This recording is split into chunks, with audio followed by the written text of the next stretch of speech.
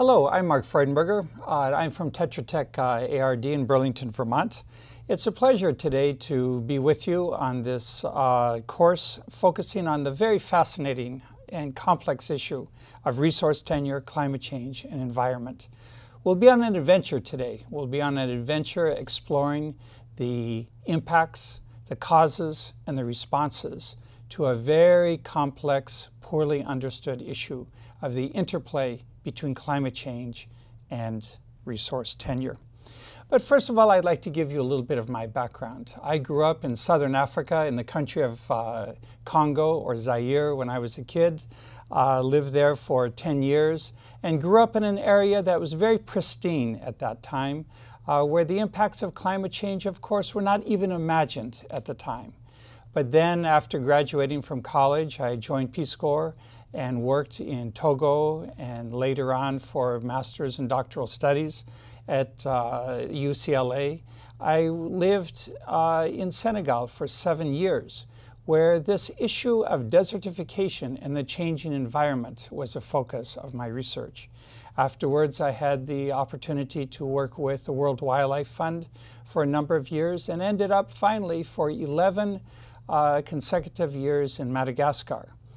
In Madagascar, I really began to encounter these issues of climate change and tenure, and it's from that perspective that I've developed a passion for this issue that I would like to share with you today, the complex, unknown, and unfolding events around climate change, a global phenomena of very great importance to you and me.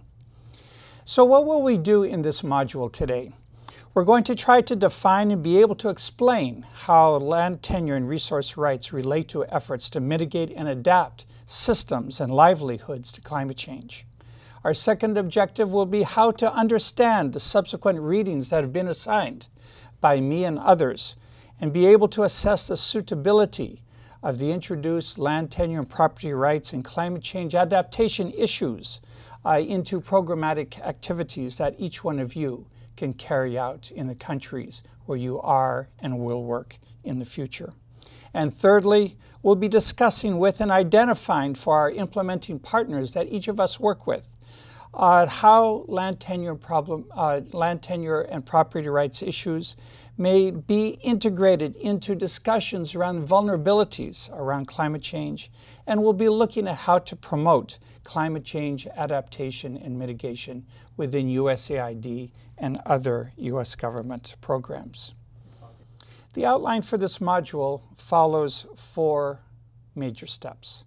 Our first part of this adventure today will be to look at part 1, which is a description of the problem of the impacts of climate change on resource tenure. Our second part will be responses, looking at how one can adapt to climate change impacts. Part 3 will be a focus on responses as well. How can one respond to climate change through mitigation? We'll be ending up in part 4, looking at the implications of climate change and tenure on U.S. government and USAID programming with some very clear takeaways.